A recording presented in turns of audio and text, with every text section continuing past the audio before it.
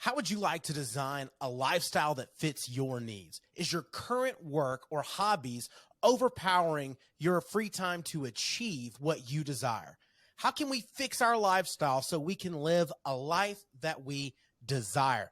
Let's Because the segment 4, the next thing on here too, is overcoming obstacles and staying motivated. Now, Chef, if I would love for you to get started, because in your most recent blog, you talked about you've had a medical diagnosis, um, and some things going on, but I'm still hearing you today talking about your goals and your dreams, and you're pushing forward. And so, talk to us about how you're designing your life, especially as it relates to overcoming obstacles and helping us stay motivated. So if you're interested in what all of that is, I encourage you to kind of hop over to YouTube and you can see the vlog there. I got a bad medical diagnosis, and at first glance, I mean, it was probably some of the worst things that you ever want to hear. And it really did set me back for a day or two. But at the end of the day, I cannot worry about those kinds of things. What's the pillar of our 5Fs is faith. So I know that in faith, God's going to take care of me. And the only thing that is controlling my time on this earth is him. It's not me. I could do some steps to make sure I'm helping him out, eat properly, work out, and do whatever. But at the same time, I could be hit by an asteroid. I could die in a car accident. Mm-hmm. I could be in so many other things. And that could take my life long before this other diagnosis takes me. So I've moved on past the point of worrying. It's more now about, okay, God's got it. I'm going to do what I can to do what God's provided to take care of myself. But Jehovah Jireh, the Lord's going to provide. And everything that I do now is now with even more intensity. It's with more passion, because it really does feel life is very fragile, and you don't know when your time is going to be. And when you get a bad medical diagnosis, that's the reality that really sets in. It's the tough thing that you have to answer, because I'm going to say something that you probably don't want to hear right now. And I won't go down this topic train too long, but you probably need to hear it if you're designing your lifestyle. You're waiting to design your lifestyle.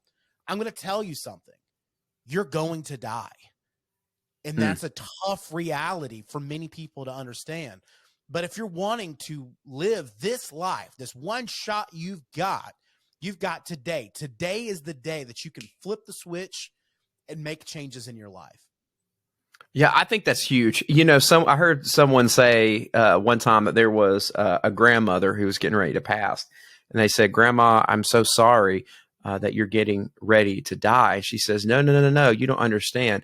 Be thankful, because I made a choice, and for all these years, I have lived."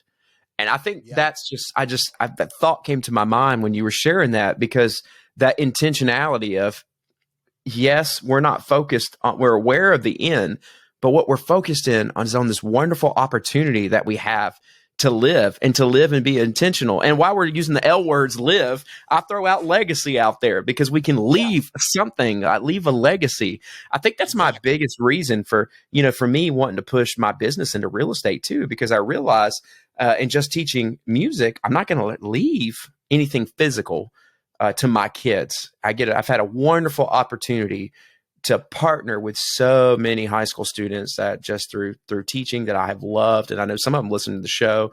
I love those guys. But with real estate, part of the reason I'm in over there is because I get a chance to leave a physical asset to my kids. And maybe they want it, maybe they don't, but I get to leave it. And I love that, man. And something else I heard too, this last thing I'll say, and I know we got to move to the next point, but I like how you're adaptable. It's like what you said is the prime example of something has happened to you, but you're rising up and going, no, I've designed my life. I know my life is based around faith. Things don't happen to me. I happen to it. That C word isn't happening to me. I'm going to happen to it. So, man, I just love that grit. I love that grace, dude. I'm looking up to you. I'm cheering for you. Man, keep trucking. We're going to keep it happening. The big thing is don't worry about the fear, the self-doubt, society pressure.